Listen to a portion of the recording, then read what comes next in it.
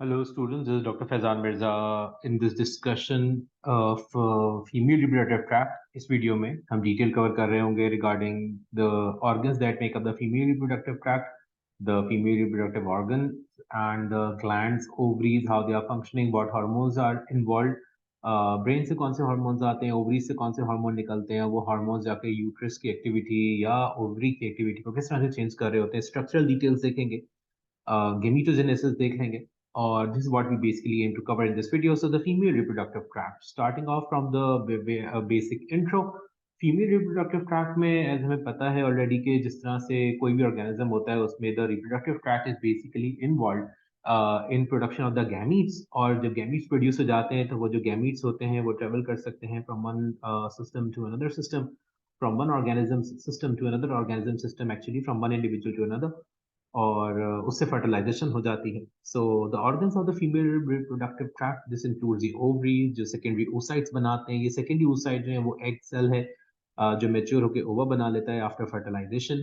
सो जिस वक्त फर्टिलाइजेशन होती है स्पर्म फ्यूज होता है. स्पर्म फ्यूज होने के बाद ओवा ओवा की फॉर्म में नहीं होता. It actually is in the form of a secondary oocyte. अब अपनी मियोसिस के फाइनल स्टेजेस बाद में कंप्लीट करता है जो भी थोड़ी देर में हम देखेंगे. प्रोजेस्टेरॉन और ईस्ट्रोजन, रिलैक्सिन, इनिबिन, ये कुछ हार्मोन्स हैं जो कि इन्वॉल्व होते हैं. एफएसएच, एलएच भी होता है involve.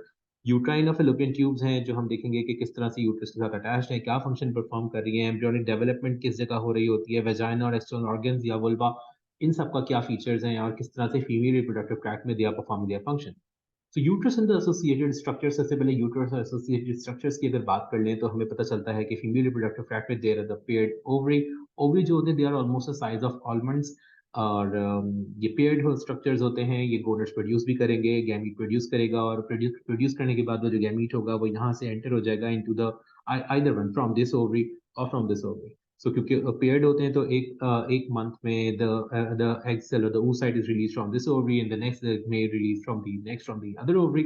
So once the egg is released it goes into the fallopian tube. ये fallopian tube का स्ट्रक्चर है पूरा. fallopian tube के अंदर जो पार्ट्स आ जाते हैं उसमें इनफंडिबुलम आ जाता है, एम्पिला आ जाता है, isthmus आ जाता है. ये पार्ट्स हैं fallopian tube के. So there is a pair of fallopian tube. एक fallopian tube एक ओवरी से यूट्रस को ज्वाइन कर रही होती है और दूसरी जो है वो दूसरी ओवरी से यूट्रस की तरफ आ रही होती है.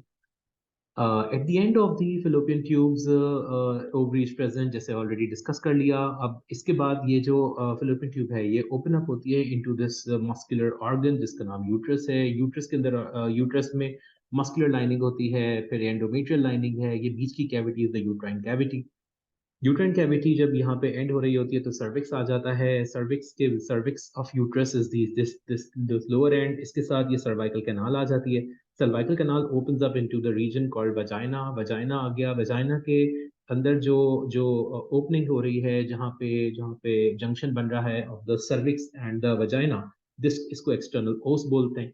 और जहाँ पे इंटरनल ओस बनता है, इंटरनल ओस बेसिकली जंक्शन है इस्थमस का और सर्वाइकल कैनाल का. ये जो इस्थमस है ये इस्थमस फेलोपियन ट्यूब वाला इस्थमस नहीं है, ये अलग इस्थमस है. ये इस्थमस यूट्रस का पार्ट है. जब हम बात करते हैं फीमेल रिप्रोडक्टिव ट्रैक्ट में ओवरी की, फेलोपियन ट्यूब्स की और यूट्रस की, ये ओवरी हैं, ये फेलोपियन ट्यूब्स हैं, ये पूरा यूट्रस स्ट्रक्चर है. And then there is vagina and the external openings from the vagina. So this is what the female reproductive tract actually looks like. अब इसके फंक्शनल डिटेल पे चलते हैं. तो फंक्शनल डिटेल में जब हम बात करते हैं फेलोपियन ट्यूब की, फेलोपियन ट्यूब का एक रीजन है जिसको इनफंडिबुलम बोला जाता है. इनफंडिबुलम फनल शेप स्ट्रक्चर है. ये फनल शेप स्ट्रक्चर के अंदर एग आ जाता है और उसके बाद जो होता है ये यहाँ से ट्रेवल करते हुए एम्पुला में जाता है. एम्पुला ये लार्जेस्ट पोर्शन है, the widest portion of the fallopian tube. और मोस्टली फर्टिलाइजेशन यहीं पे ही होती है. यहाँ से ये एग ट्रेवल करते हुए इस्थमस में पास होता है. ये isthmus of the uterine tube है. ये ज्वाइन करता है फेलोपियन ट्यूब को विद द यूट्रस. कुछ लेवल दूसरे साइड पे यहाँ पे मैंने एनोटेट किए हुए हैं. इनफंडिबुलम ऑलरेडी डिस्कस आपसे कर लिया. ये फिम्ब्रे है. फिम्ब्रे उधर वाले फेलोपियन ट्यूब में भी दिख रहा था. ये जो फिंगर लेग प्रोजेक्शंस हैं इनको फिम्ब्रे बोलते हैं. ये जो फिम्ब्रे होते हैं फिंगर लेग प्रोजेक्शंस है. सो बाकी बाकी जो पार्ट्स हैं हमने वहां पे उस तरफ कवर कर लिए हैं of the fallopian tube. So any how the fallopian tubes they open up into the uterus. अब जब यूट्रस में आ जाते हैं तो यूट्रस में there is the part called fundus of the uterus. Fundus dome shape part होता है uterus का. इसके साथ साथ यूट्रस में हमें यूट्राइन कैविटी मिल जाती है. अभी थोड़ी देर पहले बात हुई थी. यूट्राइन कैविटी के बाद एंडोमेट्रियम आ जाता है. एंडोमेट्रियम ये लाइनिंग है जो यूट्रस के अंदर प्रेजेंट होती है. मायोमेट्रियम वो मस्कुलर लेयर है यूट्रस का जिसके अंदर मसल्स प्रेजेंट हैं. पेरीमेट्रियम जो है वो आउटर लाइनिंग है उसकी. उसके बाद इंटरनल ओस में ऑलरेडी डिस्कस कर चुका, cervical canal, cervix of the uterus already cover हमने कर लिया। बॉडी ऑफ यूट्रस ये वो टेपरिंग एंड है जिसपे यूट्रस जो होता है वो टेपर करते हुए टुवर्ड द सर्विक्स जा रहा होता है, सर्वाइकल सेंट्रल पोर्शन की तरफ से टेपर करना शुरू होता है और it becomes a tapered organ towards the lower side of the body. Ureters आ रहे होते हैं, यूरिनरी ब्लैडर की तरफ जा रहे होंगे फ्रॉम द किडनीज। और इस्थमस ये वाला जो रीजन है ये वो इस्थमस है जो कि यूट्रस का इस्थमस है। तो एक इस्थमस यूट्रस में होता है फीमेल रिप्रोडक्टिव ट्रैक्ट में, और एक इस्थमस जो है वो फेलोपियन ट्यूब्स का पार्ट है। एक्सटर्नल और इंटरनल उसकी बात हो गई, कौन सा किसके साथ जंक्शन बना रहा है। इस्थमस नैरो ओपनिंग है into the vagina from the uterus. So this basically covers the details of the uterus and the fallopian tubes and how the structures basically are present in association with one another. Ovaries की तरफ चलते हैं। Ovaries जो होते हैं paired organ है, already बात कर ली हम लोगों ने। साइज और शेप में आलमंड के साइज का होता है। कुछ लिगामेंट्स हैं जो उसको बॉडी से अटैच करती हैं, broad ligament, ovarian ligament, suspensory ligament.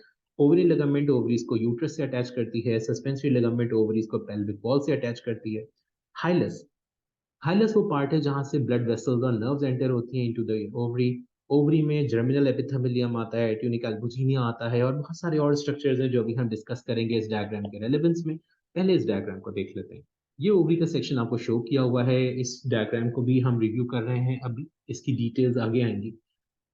Ovary में ऑलरेडी जैसे डिस्कस कर दिया, ये वो हाइलम का रीजन है, इस जगह से ब्लड वेसल्स और नर्व्स एंटर हो रही होती हैं ओवरी में। ये जो पूरी लाइनिंग आपको दिख रही है सबसे ऊपर वाली साइड पे, इसको जर्मिनल एपिथेलियम कहते हैं। जर्मिनल एपिथेलियम के नीचे अगर जाते हैं तो बाकी सारे लेयर शुरू हो जाते हैं ओवरी के।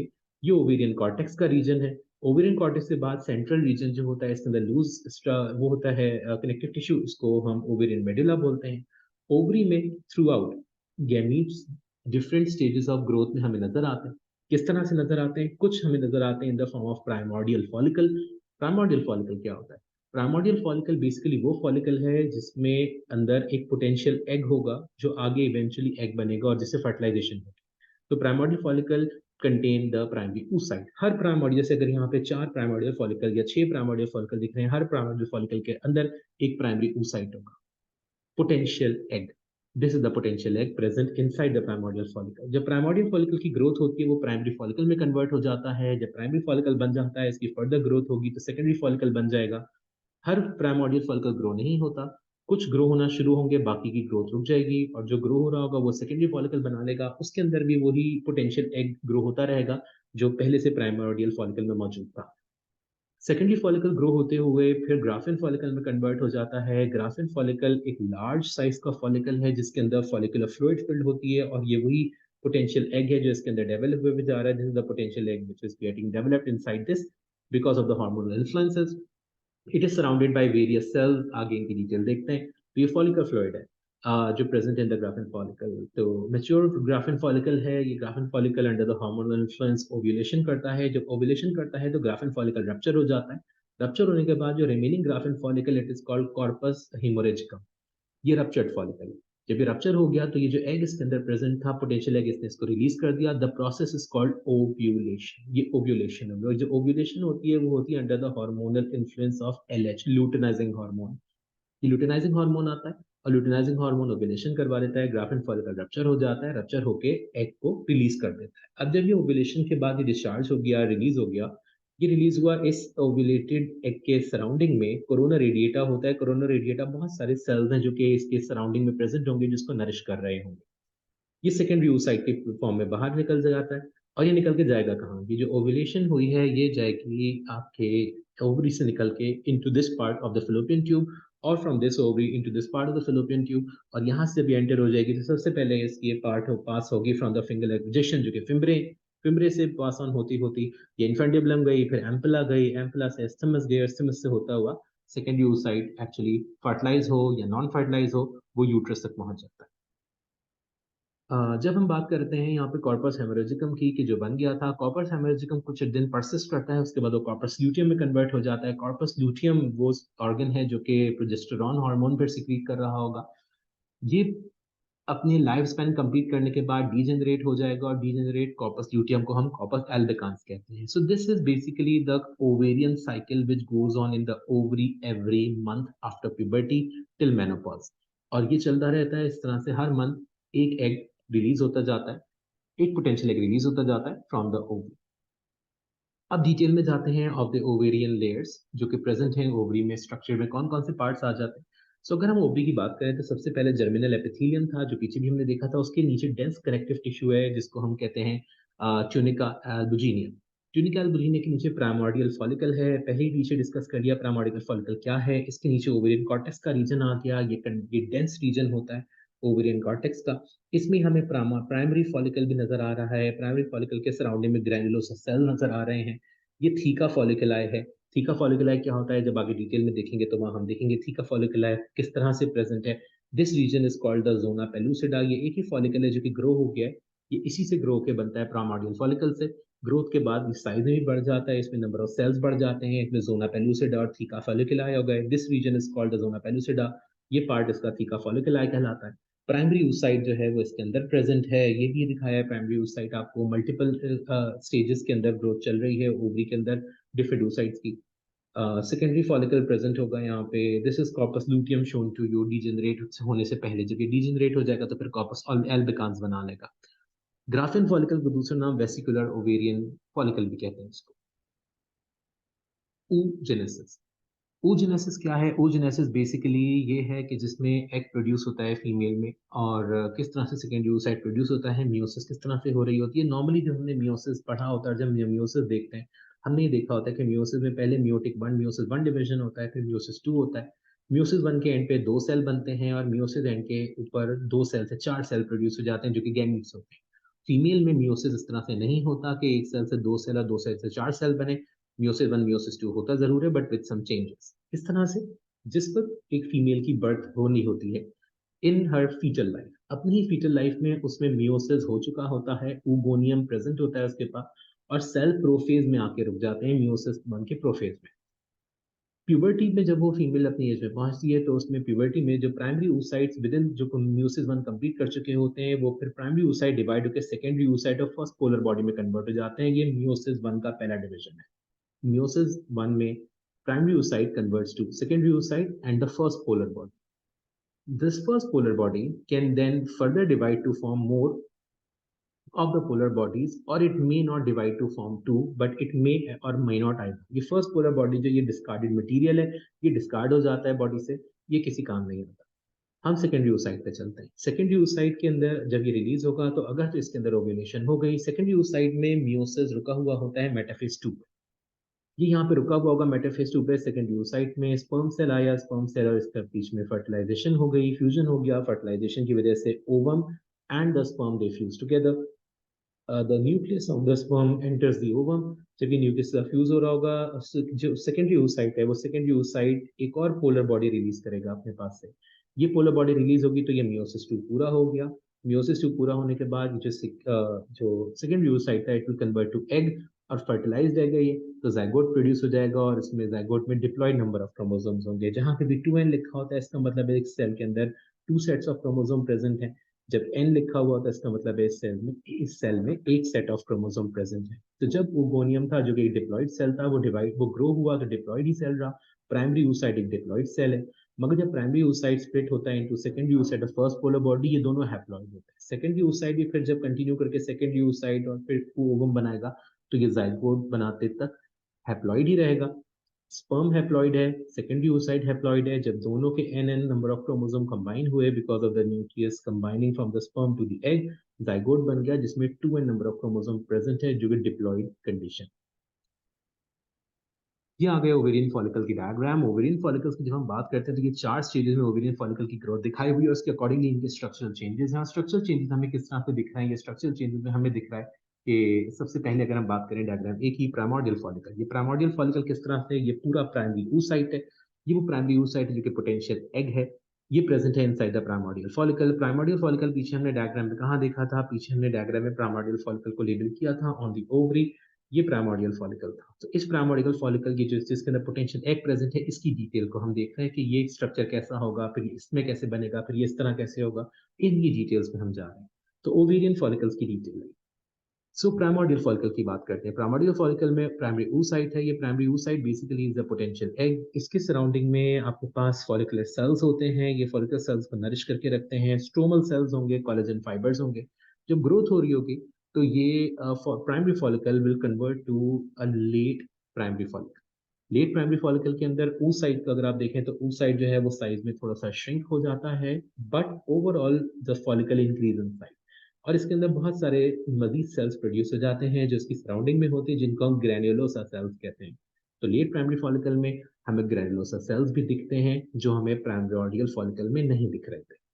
ग्रैन्युलोसा सेल्स के साथ साथ हमारे पास एक लेयर बन जाता है अराउंड द प्राइमरी oocyte जिसको हम कहते हैं जोना पेलुसिडा। ये जोना पेलुसिडा भी हमें नजर आनी शुरू हो जाती है और इसके बाहर की तरफ प्राइमरी oocyte के बाहर की साइड पे, और ये जो हमारे पास पूरा ग्रैन्युलोसा सेल्स का एक लेयर बन गया, इस पूरे स्ट्रक्चर के बाहर कोलेजन फाइबर्स हैं और थीका फॉलिकल है। ये स्ट्रक्चर यहाँ पे इज कॉल्ड थीका फॉलिकल। अब ये late primary follicle further growth के बाद सेकेंडरी फॉलिकल में कन्वर्ट हो जाता है। सेकेंडरी फॉलिकल में आप देखें ग्रैन्युलोसा सेल का नंबर बढ़ गया।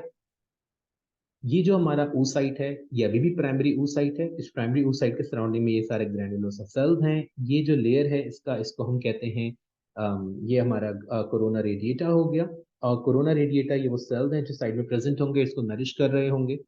ये लेयर जो कि oocyte के ऊपर प्रेजेंट है इसको जोना पेलुसिडा कहते हैं। ये वही जोना पेलुसिडा है जो यहाँ पे भी हमें दिख रहा था अराउंड दी oocyte। फिर यहाँ नया क्या है? यहाँ नया ये है कि हमें कोरोना रेडिएटा दिख रहा है। कोरोना रेडिएटा वो सेल्स के लेयर्स हैं जो यहाँ पे प्रेजेंट होते हैं, और ये वही कोरोना रेडिएटा के सेल्स हैं जो थोड़ी देर पहले हम डिस्कस कर रहे थे कि जिस वक्त ओवरी में से एग रिलीज होता है तो कोरोना रेडिएटा के सेल्स उसके साथ होते हैं। This during ovulation when the egg is being released, so this potential egg which is secondary oocyte actually जब रिलीज होगा तो कोरोना रेडिएटा इसके साथ रिलीज होता है। ये इसके साथ अटैच्ड हुए होते हैं कोरोना रेडिएटा के cells. So coming back to what we were discussing, ये डिस्कस करना है हमने ये कोरोना रेडिएटा मैंने आपसे डिस्कस कर लिया, जोना पेलुसिडा डिस्कस कर लिया। अब आती है बात थीका फॉलिकुलाई की। थीका फॉलिकुलाई ये बाहर वाला लेयर था। थीका फॉलिकुलाई के साथ आपके पास थीका एक्सटर्ना बन गया और थीका इंटरना बन गया। मतलब थीका फॉलिकुलाई दो लेयर में स्प्लिट हो गया। एक उसने थीका एक्सटर्ना और थीका इंटरना बना दिया। थीका एक्सटर्ना और थीका इंटरना हमें पहले नजर नहीं आ रहे थे, पहले हमें सिर्फ थीका फॉलिकुलाई दिख रहा था। फिर इसमें एक अंदर फ्लूइड फिल्ड कैविटी बनना शुरू हो जाती है जिसको हम एंट्रम बोलते हैं। ये सेकेंडरी oocyte था। अब सेकेंडरी फॉलिकल था। अब secondary follicle will start to mature to become the Graafian follicle. ये ग्राफियन फॉलिकल है। अब ग्राफियन फॉलिकल की डिटेल में जब हम जाते हैं तो हमें नजर आता है कि इसके अंदर भी प्राइमरी oocyte है। इन चारों में प्राइमरी oocyte ही है। सिर्फ प्राइमरी oocyte के अंदर ग्रोथ हो रही होगी, बट उसके साइड के सराउंडिंग के जो उसके स्ट्रक्चर्स हैं वो उसको सपोर्ट करते हुए ग्रो हो रहे हैं। Primary oocyte is still present there। ये लेयर जो कि प्राइमरी oocyte के साथ प्रेजेंट है इसका नाम जोना पेलुसिडा है। ये पहले भी दिख रहा था और यहाँ पे भी हमें we can see that the zona pellucida can be very well scene.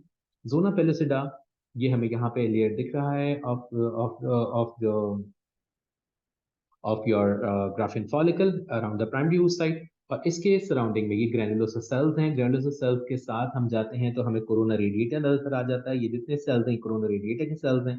ये एंट्रम है। ये फ्लूइड फिल्ड कैविटी है, फॉलिकल फ्लूइड से फिल हुई भी होती है। ये बेसमेंट मेम्ब्रेन है।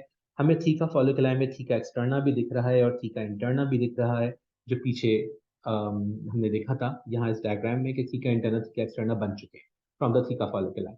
सो ये वो ग्राफिन फॉलिकल है जो रप्चर होता है और रिलीज होता है। तो ओव्यूलेशन के वक्त ये इस एग को इस oocyte को बाहर रिलीज कर देगा, और जब रिलीज कर देगा तो ये oocyte बेसिकली एक सेकेंडरी oocyte बन चुका होगा। और ये जो ओव्यूलेशन का प्रोसेस है ये होता है under the influence of the hormone luteinizing hormone, और the process is called ovulation. Uterine fallopian tube, already पीछे डायग्राम से इस बात को हम कवर कर चुके हैं कि यूट्राइन फैलोपियन ट्यूब के अंदर कौन कौन से पार्ट्स हैं। इन्फंडिबुलम, फिम्ब्रे, एम्पुला, इस्थमस, ये सब हमने कवर कर लिया था। हम बात करते हैं कि यूट्राइन ट्यूब के इंटरनल लेयर्स की। तो तीन लेयर्स होते हैं इसके अंदर। इंटरनल म्यूकोजल लाइनिंग है जिसके अंदर सीलिएटेड कॉलम रेपिथेलियम सेल्स होंगे जो मूव करते हैं सेकेंडरी oocyte को along the tube as well as secretory cells. इसमें माइक्रोविलाई भी होते हैं जो न्यूट्रिशन प्रोवाइड करते हैं to the ovum. Middle layer of the uterine tube muscularis से बना हुआ होता है। मस्कुलरिस में इनर थिकर सर्कुलर रीजन होता है स्मूथ मसल का, और आउटर थिन लॉन्गिट्यूडनल मसल्स होते हैं। ये पेरिस्टाल्टिक मूवमेंट करवाता है जिससे ओवम यूट्रस की तरफ मूव हो सकता है। फिर outer layer of uterus uterine tube जो है ये सीरस मेम्ब्रेन से बना हुआ है और ये बेसिकली सिरोसा है। यूट्रस डायग्राम से ऑलरेडी कवर कर चुके हैं यूट्रस की डिटेल। यूट्रस के पार्ट्स में fundus, body, cervix, isthmus, external os, internal os की हमने पीछे देख लिया था। लिगामेंट्स और प्रेजेंट होती हैं हमारे पास यूट्रस में। ब्रॉड लिगामेंट डबल फोल्ड है पेरिटोनियम की, यूट्रस को side of the pelvic cavity से अटैच करते हैं।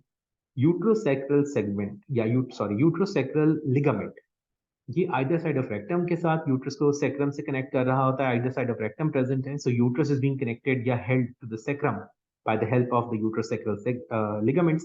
कार्डिनल या लेटरल सर्वाइकल लिगामेंट जो है ये बेस के थ्रू होती हुई ब्रॉड लिगामेंट्स के साथ पेल्विक वॉल के साथ अटैच करती हैं सर्विक्स एंड वजाइना को।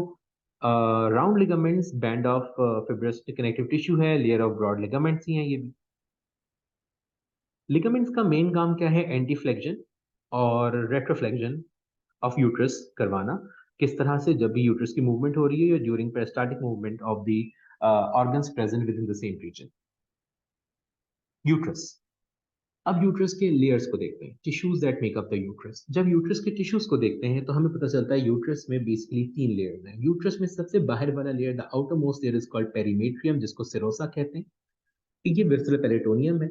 इसके अंदर ये पेल्विक कैविटी के साथ इसको पॉइंट कर रहा होता है चारों तरफ से यूट्रस की आउटर मोस्ट लेयर है। मिडिल लेयर पे आ जाते हैं of the uterus. Middle layer of the uterus myometrium से बना हुआ है। मायोमेट्रियम वो मस्कुलर रीजन है यूट्रस का, और ये खुद मजीद 3 लेयर्स में डिवाइडेड होता है, जिसमें स्मूथ मसल्स कनेक्टेड होते हैं डिफरेंट लेयर्स के अंदर। थिकेस्ट रीजन जो है वो यूट्रस का फंडस में है, और थिनेस्ट जो है वो सर्विक्स में है। अगर हम वापस जाते हैं, दिस इज द यूट्रस।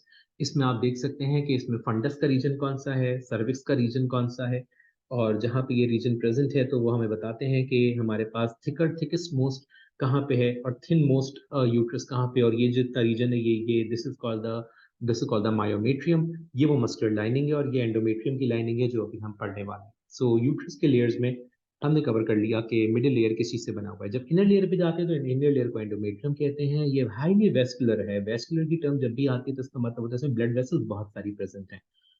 इस वेस्कुलर रीजन के अंदर सरफेस पे कॉलमर सेल्स होंगे, एंडोमेट्रियल ग्लैंड्स भी होंगे, एंडोमेट्रियल स्ट्रोमा भी होगा। मगर हमारे लिए सबसे रेलेवेंट जो इस वक्त डिटेल में जाना है वो है एंडोमेट्रियम के अंदर जो लेयर्स हैं। एंडोमेट्रियम के जो यूट्रस के लेयर्स हैं उनको हम 2 पार्ट में डिवाइड करते हैं, स्ट्रेटम फंक्शनैलिस और stratum basalis. Stratum functionalis functional layer है। ये layer closer to the uterine cavity होता है, और ये वही स्ट्रेटम फंक्शनैलिस का लेयर है जो कि मेंस्ट्रुअल साइकिल में शेड हो जाता है।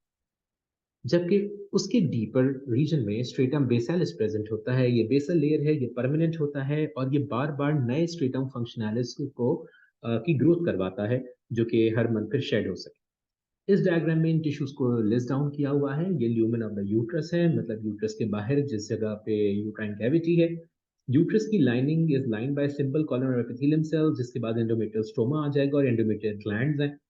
ये पूरा रीजन स्ट्रेटम फंक्शनैलिस है। ये स्ट्रेटम फंक्शनैलिस वही रीजन है जिसकी ग्रोथ होती है और ये फिर शेड हो जाता है। इसके नीचे आ जाता है स्ट्रेटम बेसालिस। ये वो परमानेंट रीजन है जो डिवाइड होके या इसमें से ग्रोथ कर होती है तो स्ट्रेटम फंक्शनैलिस बनता है।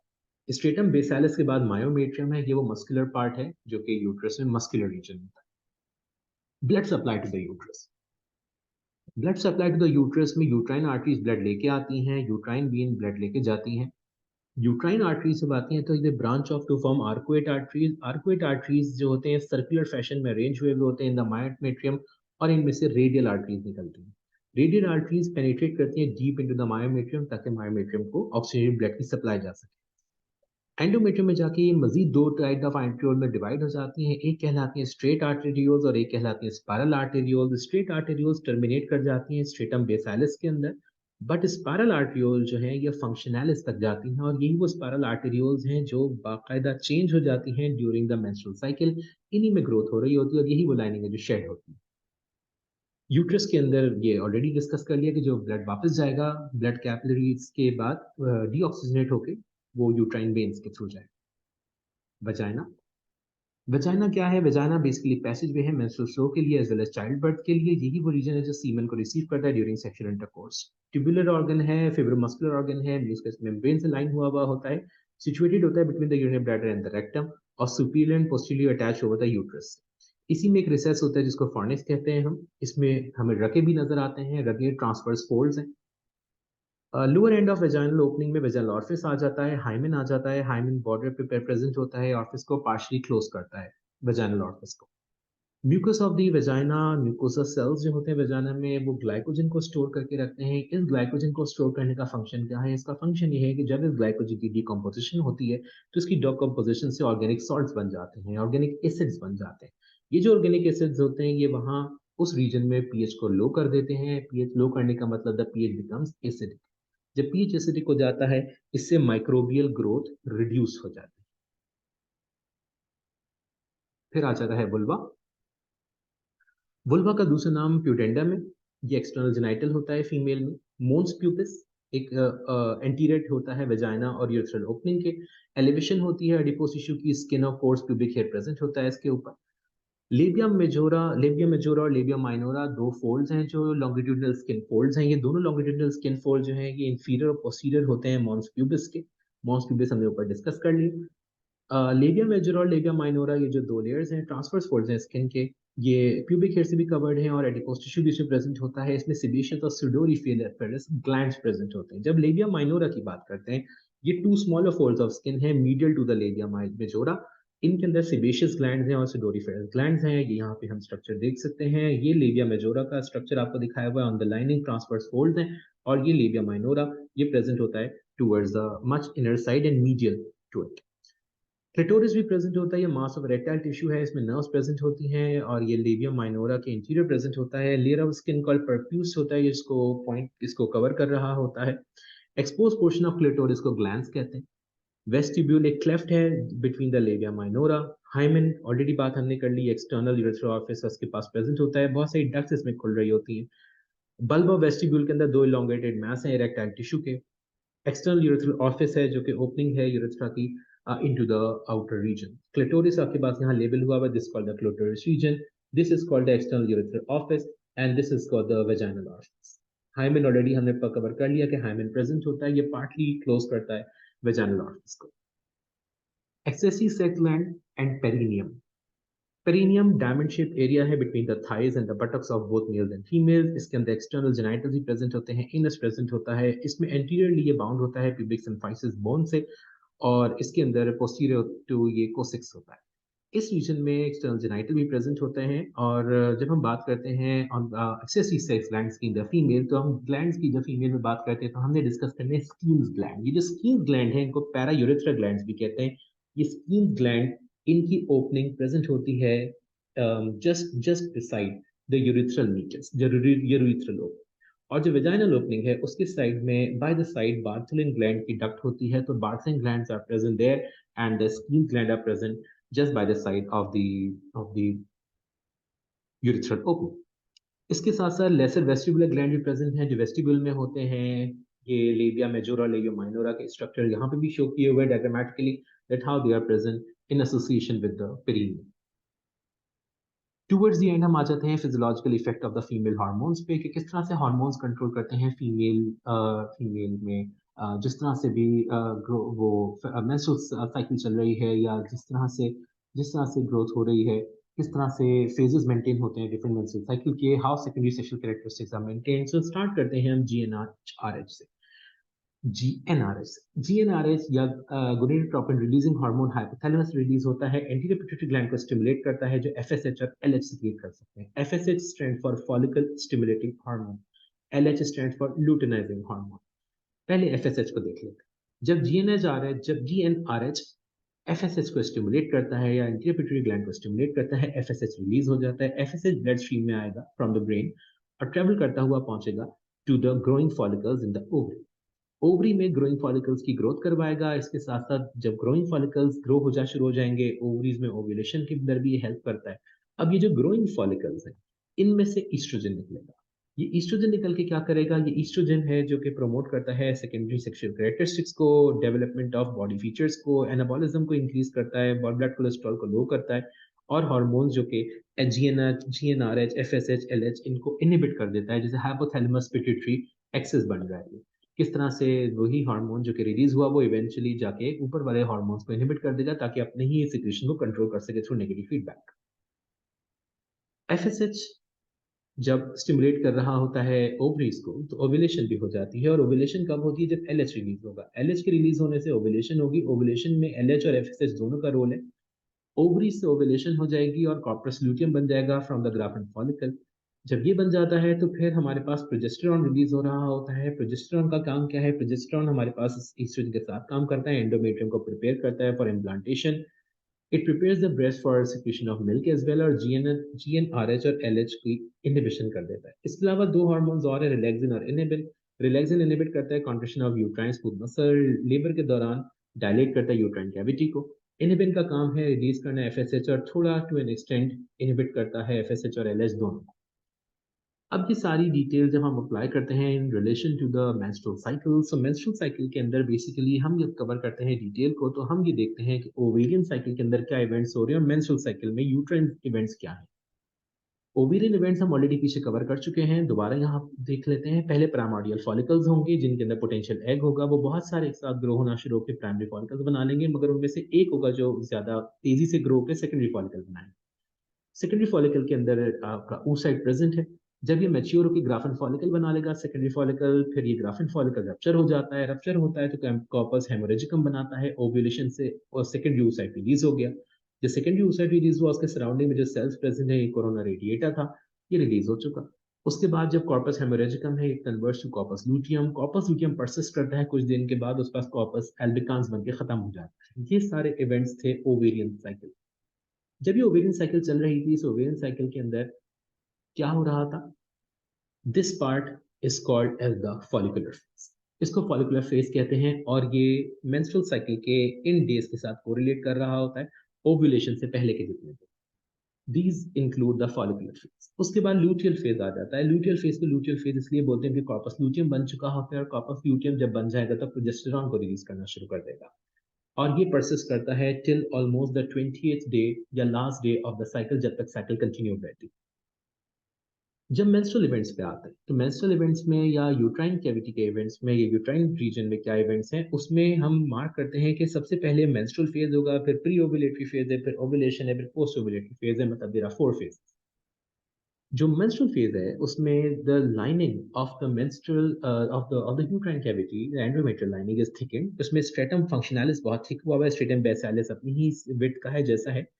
और स्टार्ट में ही मेंस्ट्रुएशन होगी। Day 1 is marked by menstrual discharge. ये जितनी भी लाइनिंग थी जो कि स्ट्रेटम फंक्शनलिस थी, ये शेड आउट हो जाएगी थ्रू द वजाइना। जब ये शेड आउट हो जाएगी, it continues to being shed out for almost 5 days। और इसके शेड आउट होने का रीजन होता है कि बॉडी में प्रोजेस्टेरॉन लेवल कम हो गया होता है, और प्रोजेस्टेरॉन लेवल डिक्रीज होने की वजह से दिस मेंस्ट्रुअल डिस्चार्ज होता है। मेंस्ट्रुएशन हो गई, मेंस्ट्रुअल फेज हो गया। जब मेंस्ट्रुअल फेज हो गया, तो मेंस्ट्रुअल फेज के बाद इस दौरान आपके पास प्राइमोर्डियल फॉलिकल, प्राइमरी फॉलिकल्स की ग्रोथ चल रही होती है। जब वो सेकेंडरी फॉलिकल में ग्रो होकर कन्वर्ट हो जाते हैं, तो ईस्ट्रोजन प्रोड्यूस करना शुरू कर देते हैं। ओवरी से ईस्ट्रोजन यूट्रस में जाता है और स्ट्रेटम बेसालिस की ग्रोथ कराना शुरू कर देता है। उसमें से नया स्ट्रेटम फंक्शनैलिस बनना शुरू हो जाएगा। जब नया स्ट्रेटम फंक्शनैलिस बनना शुरू हो जाएगा, तो उसकी विड्थ बढ़ती जाएगी, उसमें प्रोलिफरेशन होगी, उसमें ग्रोथ होती चली जाएगी। Basically the lining is getting thickened. ये वही लाइनिंग दोबारा बनना शुरू हो गई। यहाँ पर ईस्ट्रोजन निकलता जाएगा और फिर ओव्यूलेशन हो जाएगी। Ovulation is under the influence of the hormone LH mainly, but yes FSH is required as well. जैसे ही ओव्यूलेशन होगी, ये एग रिलीज हो गया from the ovulation, from the ovary into the fallopian tube, और ये ओव्यूलेशन होती है normally day 12 to day 14 of the cycle. इस वक्त आपकी लाइनिंग जो होगी वो बहुत ज्यादा थिकेंड हुई भी होती है because of the hormone oestrogen as well as progesterone. क्योंकि जब कॉर्पस ल्यूटियम बन जाता है एग के रिलीज करने के बाद, तो कॉर्पस ल्यूटियम प्रोजेस्टेरॉन और ईस्ट्रोजन दोनों हार्मोन को सीक्रेट करता है। प्रोजेस्टेरॉन की क्वांटिटी बढ़ती जाएगी, ईस्ट्रोजन क्वांटिटी बढ़ती जाएगी। ये दोनों हार्मोन्स आपके यूट्राइन लाइनिंग में स्ट्रेटम फंक्शनैलिस की विड्थ को बढ़ाते जाएंगे, इसकी ग्रोथ कराते जाएंगे, और ये ग्रोथ चलती जाएगी। लाइनिंग थिकन रहेगी टिल 28th डे। ये लाइनिंग 28 डे तक क्यों थिकन रहेगी? क्योंकि कॉर्पस ल्यूटियम परसिस्ट करता है टिल द 28th डे। फिर उसका लाइफ स्पेन कंप्लीट हो जाता है, वो कॉर्पस एल्बिकान्स में कन्वर्ट हो जाता है। जैसे ही वो कॉर्पस एल्बिकान्स में कन्वर्ट होता है, प्रोजेस्टेरॉन लेवल डिक्रीजेस। कॉर्पस एल्बिकान्स बनते ही प्रोजेस्टेरॉन लेवल डिक्रीज हो जाएगा। जैसे ही प्रोजेस्टेरॉन लेवल डिक्रीज होगा, नेक्स्ट मेंस्ट्रुअल साइकिल शुरू हो जाएगी। नेक्स्ट साइकिल का डे 1 शुरू हो गया, and again the events will start to follow. So what you have to keep in mind, you basically divide this cycle into 2 parts. There are ovarian events, there are menstrual events, a uterine event. The ovarian cycle consists of 2 parts, follicular phase and the luteal phase, mainly governed by the hormone FSH and LH. Whereas the uterine events, they include 4 stages: menstrual phase, pre-ovulatory phase, ovulation, and post-ovulation. And this is in turn controlled not just by FSH and LH. Yes, indirectly FSH, LH involved है, but they are basically being controlled by estrogen in the first half and estrogen and progesterone later. और जैसे ही progesterone level drop होगा, lining shade हो जाएगी। Oestrogen का main काम क्या है? ईस्ट्रोजन का काम है लाइनिंग की रिपेयर करवाना। The lining gets repaired because of oestrogen. और जो लाइनिंग का रिपेयर है, ये रिपेयर हुआ ही इसीलिए है क्योंकि ओवरी में जो oocyte है वो ग्रो हुए जा रहा है और लाइनिंग रिपेयर हुए जाएगी और यूट्रस की ये स्ट्रेटम फंक्शनैलिस की ग्रोथ होती जाएगी और प्रोजेस्टेरॉन उसी रिपेयर्ड लाइनिंग को थिकन करेगा और मेंटेन करेगा। This is the main difference. ये थिकन भी करेगा, मेंटेन भी रखेगा। जब तक प्रोजेस्टेरॉन लेवल हाई रहेगा, लाइनिंग थिकन रहेगी, मेंटेन रहेगी। बट डे 28 आते आते कॉर्पस ल्यूटियम की डेथ हो जाती है, कॉर्पस ल्यूटियम डीजेनरेट हो जाता है, कॉर्पस एल्बिकांस में कन्वर्ट हो जाता है। जैसे कॉर्पस एल्बिकांस में कन्वर्ट हो जाता है तो प्रोजेस्टेरॉन लेवल डिक्लाइन करता है। प्रोजेस्टेरॉन लेवल डिक्रीज हो जाएगा तो जो लाइनिंग उसने थिकन करके रखी हुई थी, मेंटेन करके रखी हुई थी, वो नहीं कर सकता and the lining will start to get shed, menstrual discharge शुरू हो जाए। So this is how this basically works.